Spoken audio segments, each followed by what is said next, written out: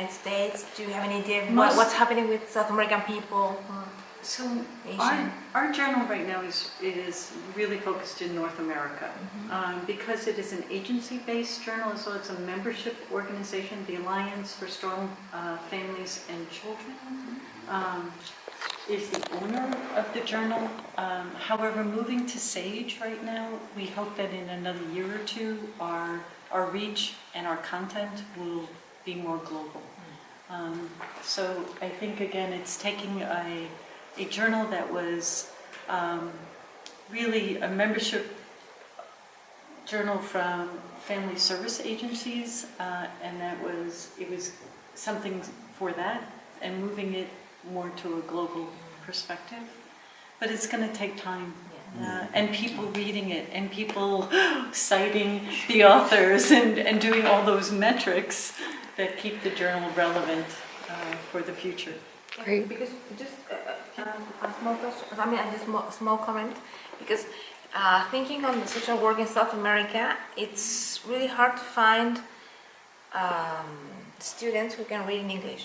So, and that's a big problem because, I mean, the most relevant or maybe more recent theory, development, or discussions are made in English.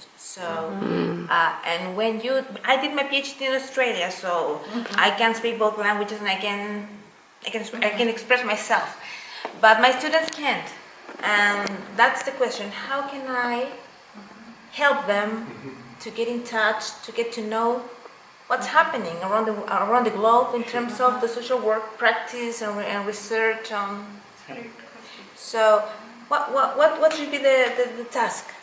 Translating the articles? I mean, it is my challenge, or it should be their challenge. Cesar has doing this.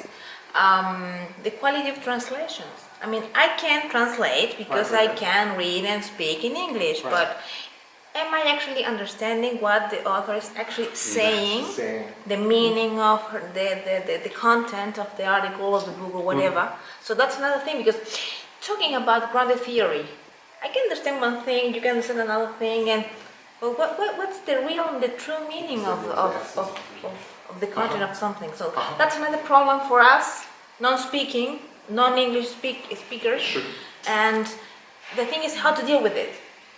In this conference, for example, I choose to present in the social work day because I'm a social worker, and I do not present in the Spanish day because I prefer to participate in here. But I think this is my fourth time, and I cannot say that more than 10 Latin American people.